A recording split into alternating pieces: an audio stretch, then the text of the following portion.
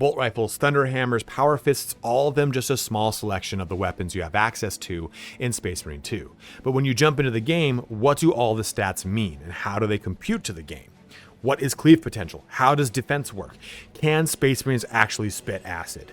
In this video, we're going to break down the harder to understand mechanics with examples so that you have a better idea of how weapons actually work in Space Marine 2. If this is your first time on my channel, the way I do things is by uploading the knowledge in my videos. So with that being said, here's the 3 big bits of information you should know. Ranged accuracy is relegated to reticle spread and recoil of all weapons, and even a 1-point increase is a huge carryover to reducing both. Melee defense is split into 3 options: fencing, balance, and block. Fencing has an increased perfect parry window, which enables you to follow up a parry with a gun strike. The standard parry just simply negates damage. Balance has a smaller perfect parry window, and block completely removes perfect parry, meaning no matter what, you cannot get a follow-up gun strike. Lastly, venting speed on plasma weapons is also the value that increases the amount of shots before a plasma weapon overheats. That's really the entire gist of this video, and I'll be showing concrete examples of how this plays out, but if that's all you wanted to know, please feel free to shut the video down and get back to destroying the Xenos and the Heretic. If this video ends up helping you, please don't forget to like, comment, or subscribe, as each one of those things does help me out in a huge way. Lastly, if you've not yet picked up Space Marine 2, you can use my Fanatical link, which has a 12% discount, and I make an 8% commission. But please, as always, do what is best for your wallet. And don't forget to check out my Twitch linked below, where I am streaming multiplayer all week with giveaways. Let's get started here on the best weapon mechanics guide for Space Marine 2. Loading into the game, let's talk about our ranged weapons first. Now, a lot of this is going to be pretty self-explanatory. I'm going to hover over it and talk about it, but the 2 big ones I'm going to show you actual examples of are accuracy and venting speed. So let's take a look over here. Firepower is very self-explanatory. It's damage output per shot. Anytime you see a plus on anything, think of it as a half point. So firepower for the standard issue bolt pistol is a 2.5. And that will scale up depending on, what direction you want to go with your pistol. You can see this one all the way in Relic. That's an 8.5. So that damage increase, it's always going to be dependent upon which difficulty you're doing, stuff like that. The actual number crunching of it, I don't really know off the top of my head, and it's really not that important. Bigger number, gonna do more damage. Very self-explanatory. I'm gonna skip accuracy because we're gonna come back to that here at the very end of this section, and then we're gonna talk about rate of fire. Again, very self-explanatory. The higher the number, the better the rate of fire, but that doesn't necessarily always mean a good thing. Ammo is very scarce in this game, so you'll find yourself with times in between large ammo crates, so a high rate of fire can actually be pretty punishing if you don't have your accuracy up to par personally or with the gun itself. Reload speed, again, very self-explanatory. Pistols in general have, I believe, the highest reload speed. Now, another one that's going to be pretty confusing, though, is going to be piercing for you. So this value of 1, we haven't been able to really pinpoint what it really means, as far as, does it penetrate a set number of creatures, or does every creature have an armor value and it will check against that armor value to see if it pierces through that creature and hits the creature behind it. So for example, a Gaunt might just be a 1, so this will pierce through and hit it. But maybe a Tyranid Warrior has a piercing value of 3, so you would need to use something a little bit heavier, like these guys don't actually have piercing because they explode on contact, but maybe a heavy bolt pistol, which has a piercing of like a 4. Okay, that'll pierce through the warrior. So the piercing value, we don't have 100% clarification on. Power to pierce consecutive targets with 1 shot. The highest piercing value of any weapon is like the last Fusel, which has a 10 just by native on all of its variants. So just kind of keep those things in mind. That piercing isn't fully fleshed out, but it's basically the potential for whether or not it will go through a target, not the amount of targets it will go through. So if it says 1 here, it's not saying it's going to go through 1 and stop. Or if it says 10, it's not going to go through 10. It has a likelihood to traverse through certain ones dependent upon. Range, again, this is going to be distance to deal effective damage, going to be pretty self-explanatory. And things fall off here, of course, with pistols versus like rifles. 7 is still pretty awesome though for a plasma pistol. Now, your magazine capacity and ammo reserve are also very important just because there's different variants that will swap these magazine capacities and ammo reserves. You can see, that jumps up from a 14 to a 140 or 14 140. This jumps up to a 16 and 160, whatever the situation is. So just keep in mind of these things because ammo is going to be very scarce. Now, the thing that is not obvious is your accuracy. So accuracy, you can see here, precision of targeting with spread and recoil. I'm going to show you 2 different examples here on the left and right. The left example is an accuracy of a 4.5. All I'm simply doing is aiming at the ultramarine symbol and pressing right trigger without touching the left trigger to pull down against the recoil and trying to see what the reticle spread is. That is the 2 big things you're going to get from accuracy: the spread and the bucking, the recoil, right? So this bucks up and to the right, and it has a pretty big spread as I continue to press the trigger. Now, this other example over here on the right is my tier 3 6.5 accuracy. That's only a 2.0 jump, right? And you can see it's a much tighter reticle throughout the entire emptying of these clips, and it's not as big of a recoil jump. So 1 or 2 points of recoil, you might think to yourself, that's not too big of a difference. Or I'm sorry, 1 or 2 points of accuracy, you might be thinking to yourself, that's not too big of a difference. But you can clearly see that it is a pretty wild jump in both recoil and reticle spread. And this is only going to be enhanced when you take a look at some of the rifles that have a very stark difference between their accuracy with some of the other variants. Now, the other thing I want to show off here is with plasma weapons. Plasma weapons have all the same things here: fire accuracy, rate of fire, range, magazine capacity. But they also have venting speed, time required to cool down the heated weapon. This seems pretty self-explanatory, but let me show you here. You can see in this live example, we're pulling the trigger, we're shooting the gun. We have that red little symbol that kind of fills up as we take these shots. And as you get to the very front, before it overheats, if you press the reload button, you'll completely vent the accumulated heat on any plasma weapon, incinerator, pistol, what have you. What's important to know though about venting speed, it is also the amount of shots you can get off. Not a 1-to-1. It's not 4 shots is 4 shots. It's the amount of shots that you can get off before the gun will overheat. So a high venting speed, yes, does vent it quicker in the event of an overheat, in the event of a manual venting, but also in the event of you trying to take shots, it is going to increase the amount of shots that you can take before you hit an overheat with a higher venting speed. This is pretty crucial to know because it's a hidden thing, right? The game doesn't show you this, but just swapping on a different venting speed plasma pistol, you'll get far more shots per heat than one with a lower venting speed. Now that we have the stats for our range weapons down, it's important to know how the variants of our range weapons work, because sometimes it's pretty straight and narrow. Oh, simply you're going to get a different magazine capacity, a different firepower, whatever it is. So here's a stalker bolt rifle. Actually we'll just do a standard bolt rifle. You can see that for the different variants here, okay, more firepower, more accuracy, more firepower here, more firepower and accuracy, firepower. You can see that there's the different variations, and this one's got a higher magazine and ammo reserve. These have different variations as well. So you just a whole bunch of different characteristics depending upon the weapon. You'll have a whole spread of things. But there are some weapons, like the bolt carbine, for example, that the variations will completely change the mechanics of the weapon. So the bolt carbine by default is kind of like an MP5. It's more of a submachine gun, kind of more of a run and gun weapon, 30 round capacity. You're going to blitz right through. It's got an 8.5 rate of fire. Well, look at this variant instead. My firepower is going to go up, my accuracy is going to double, but my rate of fire is going to get cut in half, and my reloading speed is going to go down just slightly, and our range is going to drastically increase.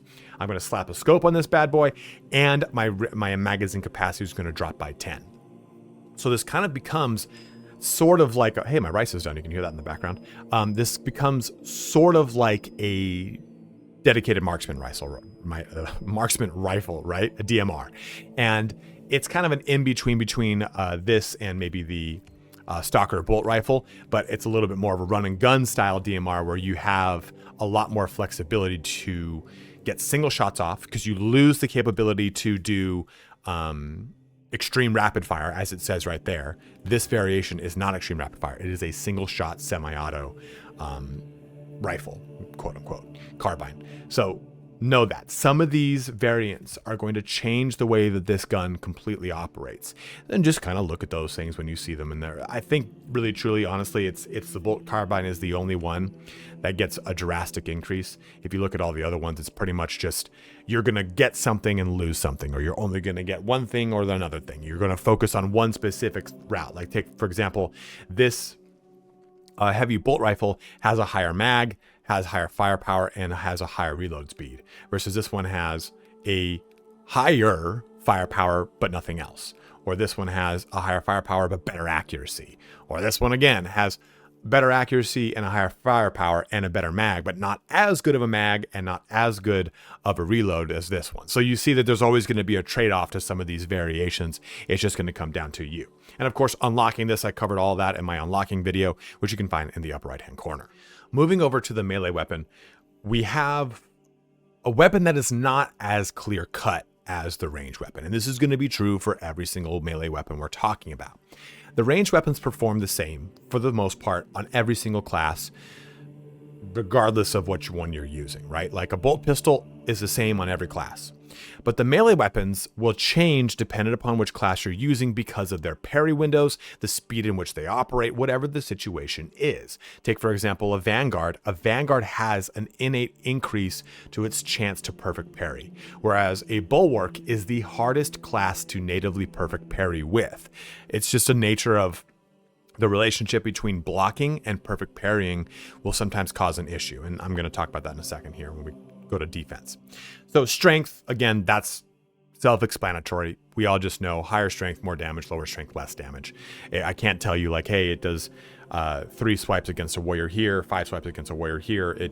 It's all going to be dependent upon so many factors in the game, especially difficulty, other supporting elements, perks, what have you. Now, speed is something I can talk about and show you. So in this clip here, you're going to see on the left, we are using a power fist, and that power fist has a 4.5 speed. Now that guy is just simply taking his low or slow lumbering swings. They're not that fast, they're not that slow, but they're not amazing. Now, the other clip I'm going to show you now is one at a 6.5. So just a 2.0 jump again, just like we were talking about earlier with the other examples.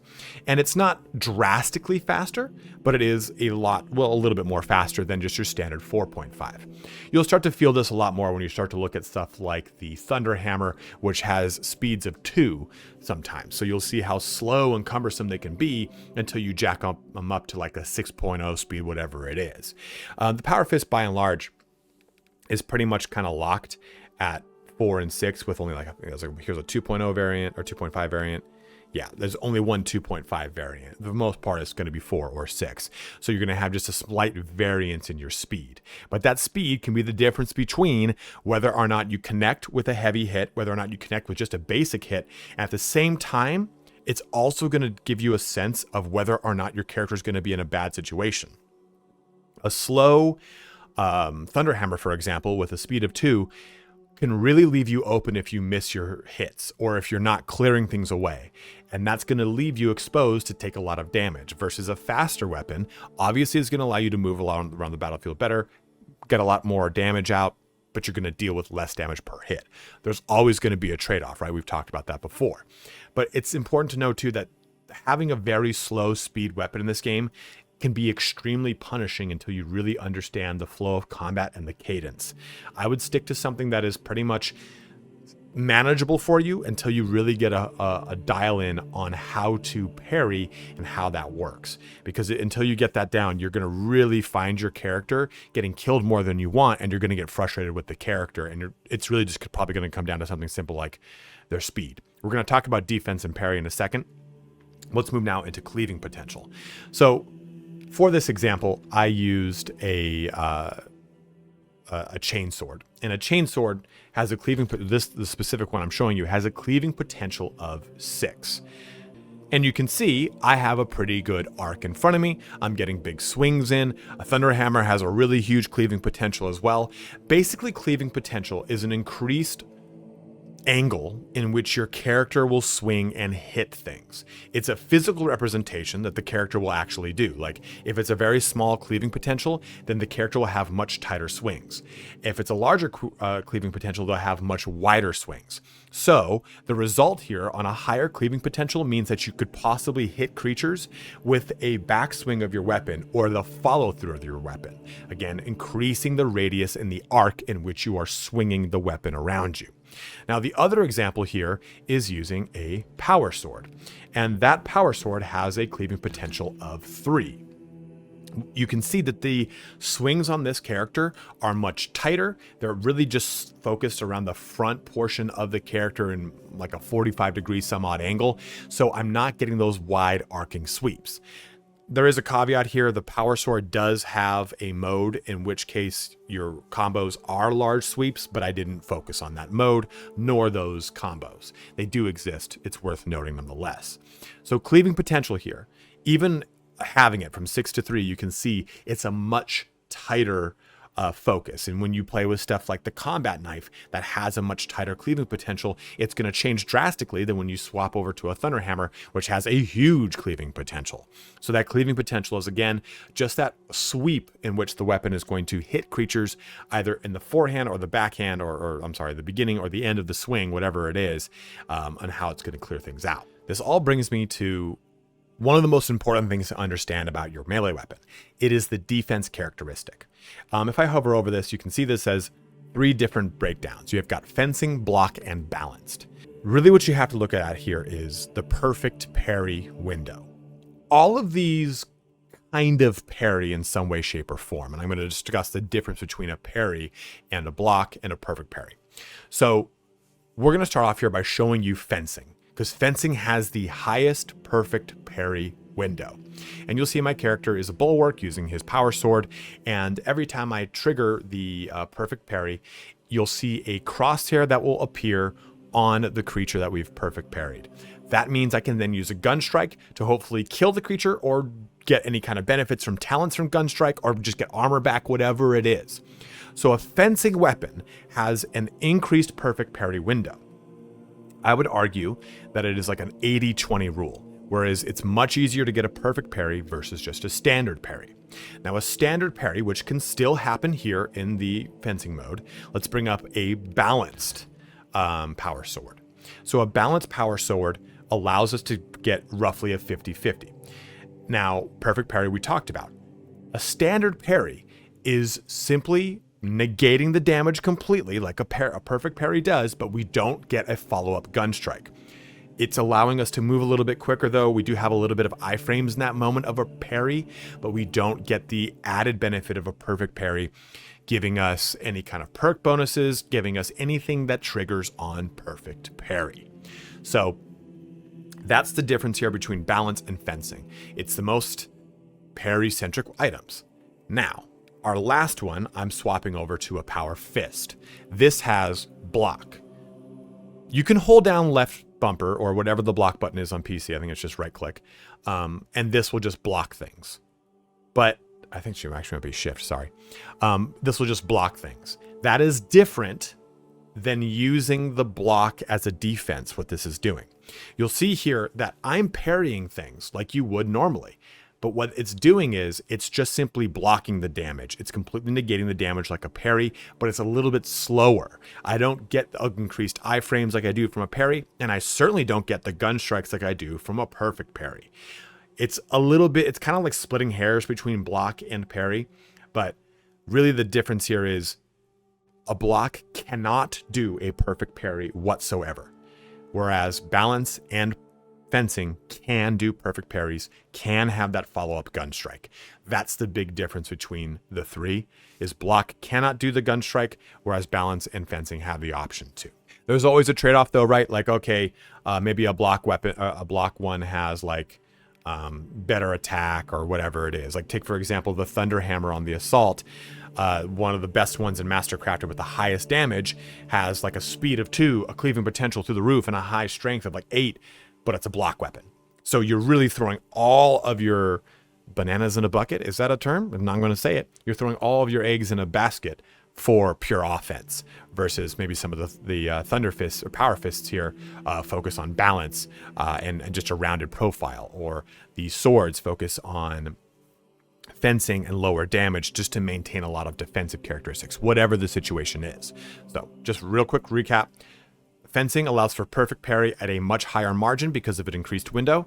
Balance allows for a good 50-50 spread. Now our last note on weapons, or melee weapons, is specialization. Specialization is this little bar or this little blip that brings you either closer to the left, which is better single target damage, or closer to the right, which is multiple target efficiency, basically wave clear. And you can see here, this does not change from variant to variant. Versus the range weapons, right? We have some situations that completely change the operation of the weapon. This just basically, the different variants basically kind of focus on more of an offensive or a defensive weapon in its defense category. And with that comes varying strength, speed, and cleaving potential.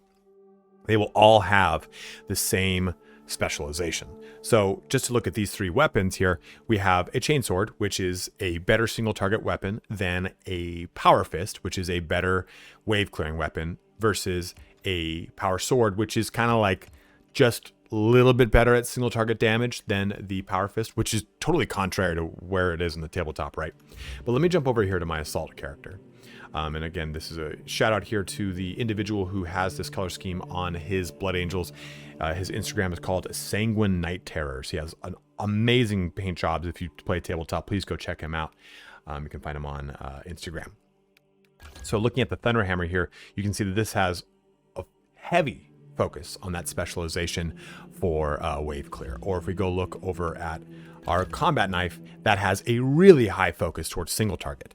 So those are the things that are important to know, just because you might be thinking to yourself, especially if you play tabletop, you might be thinking to yourself, why is my power fist or my Thunderhammer or even my power sword not wrecking these Tyranid warriors or these, no spoilers, something else? It's because its focus, its specialization is more on wave clear than it is single target damage. So just, it's important to know that, because that threw me for a loop when I jumped into the game, and it was really kind of convoluted and kind of pissed me off a lot. But once you get your mind around it, it's easy to understand which weapons are going to really benefit in which scenarios. And unlike the range weapons, there's going to be no difference from variant to variant as far as the weapons capabilities. It's just going to depend upon, hey, this one is a high strength, but it's a block weapon now. Or this one over here is a very high strength and it's a balance weapon. So you can see there's a really nice, awesome capabilities of this being balanced. This one's fencing, so a little bit less damage and not as fast as this one, but we can now have a much better perfect parry window. And we're a Vanguard, so it's through the roof anyway. Or this one down here, it's really high damage, but no cleaving potential, and it is a block weapon. So the relic section is usually the best way to get a feel. So just to recap here, fencing enables us to have a higher chance to perfect parry with a bigger window. Balance is around a 50-50 between parry or perfect parry, and block can only block damage. It cannot do any perfect parries that allow for follow-up gun strikes. Now our last note on weapons, or melee weapons, is specialization. Specialization is this little bar or this little blip that brings you either closer to the left, which is better single target damage, or closer to the right, which is multiple target efficiency, basically wave clear. And you can see here, this does not change from variant to variant. Versus the range weapons, right? We have some situations that completely change the operation of the weapon. This just basically, the different variants basically kind of focus on more of an offensive or a defensive weapon in its defense category. And with that comes varying strength, speed, and cleaving potential. They will all have the same specialization. So just to look at these three weapons here, we have a chainsword, which is a better single target weapon than a power fist, which is a better wave clearing weapon, versus a power sword, which is kind of like just a little bit better at single target damage than the power fist, which is totally contrary to where it is in the tabletop, right? But let me jump over here to my assault character. And again, this is a shout out here to the individual who has this color scheme on his Blood Angels. His Instagram is called Sanguine Night Terrors. He has an amazing paint jobs. If you play tabletop, please go check him out. You can find him on Instagram. So looking at the Thunderhammer here, you can see that this has a heavy focus on that specialization for wave clear. Or if we go look over at our combat knife, that has a really high focus towards single target. So those are the things that are important to know, just because you might be thinking to yourself, especially if you play tabletop, you might be thinking to yourself, why is my Power Fist or my Thunderhammer or even my Power Sword not wrecking these Tyranid warriors or these, no spoilers, something else? It's because its focus, its specialization is more on wave clear than it is single target damage. So just, it's important to know that, because that threw me for a loop when I jumped into the game, and it was really kind of convoluted and kind of pissed me off a lot. But once you get your mind around it, it's easy to understand which weapons are going to really benefit in which scenarios. And unlike the range weapons, there's going to be no difference from variant to variant as far as the weapons capabilities. It's just going to depend upon, you know, hey, this one is a high strength, but it's a block weapon now. Or this one over here is a very high strength and it's a balance weapon. So you can see there's a really nice, awesome capabilities of this being balanced. This one's fencing, so a little bit less damage and not as fast as this one, but we can now have a much better perfect parry window. And we're a Vanguard, so it's through the roof anyway. Or this one down here, it's really high damage, but no cleaving potential, and it is a block weapon. So the relic section is usually the best way to get a feel for the different types of that the melee weapon can be, like how it can focus, how it can specialize with its damage profile. I encourage you to kind of look at those if you're trying to figure out which one to really look at. But either way, you're going to buy all of these weapons regardless, which brings me to my last point. No matter what class you play, closing my video out here, you are going to get the currency of all three of the weapon data types to unlock all of these weapons. I talk about this more in my unlock video, but because of that, it allows you to have the perks to make the weapon amazing. So for example, here we have our power pistol, or no, that is not a power pistol at all. That is not what that's called. That's called a plasma pistol. And I have 3 more things to get mastery on. You can see that little cog right there. That's mastery. You can just simply get the experience to get there, or you can spend weapon data. But you'll notice that if I jump to the perk tree, I have all but 3 points spent. So because I went like this, I jumped up over here. I went 1, 2, 3, 4, 5, and I would have 3 more points coming in for my mastery points, which would be 6, 7, and then 8. If I had not done this, if I had just gone in a linear line, it would have been 1, 2, 3, 4, 5, 6, 7, 8. So you'll need to unlock all of these. You don't need to play with them by mastering them through experience. You can just use the weapon data, but you'll need to do it for every single weapon that you're playing with in the game predominantly. Like Bulwark is an example of, I'm really going hard in the paint on the Power Fist, but if I switch over to the Chainsword, I'm going to need to unlock all this. Or the Power Sword, I'm going to need to unlock all this. And a really brutal example would be the Tactical, which has tons, right? It has tons of weapons to go through. So if you are a completionist, Tactical is going to be a bit of a nightmare for you. But the cool thing though is a lot of these weapons, remember, weapons will transcend classes, unlike armor. So the bolt carbine, maybe you actually have been playing on a sniper. Well, you can level that up on a sniper. Or I'm sorry, yeah, you can level up the bolt carbine on a sniper when you go to Tactical. Or the Stalker bolt rifle, you can play that on them as well. So you have the capability. A Melta as an example. A Melta rifle can be played on multiple classes. So you have the chances to level these up across classes. So that when you finally go to level that class, it can be utilized to help kind of pseudo power level them, right? Give them a little bit of a power spike. Which brings me to my very last point, is the bolt pistol is used by every single class. I recommend that you master this as soon as possible, because the Tactical, the Vanguard, the Sniper, all can only use bolt pistol. Assault can use a heavy bolt pistol, Bulwark can use a plasma pistol, and the heavy can use a plasma pistol. But these 3 classes, like 50% of the classes, can only use bolt pistols, so you might as well get it as high as you can to give the benefit to those classes as you're leveling them up.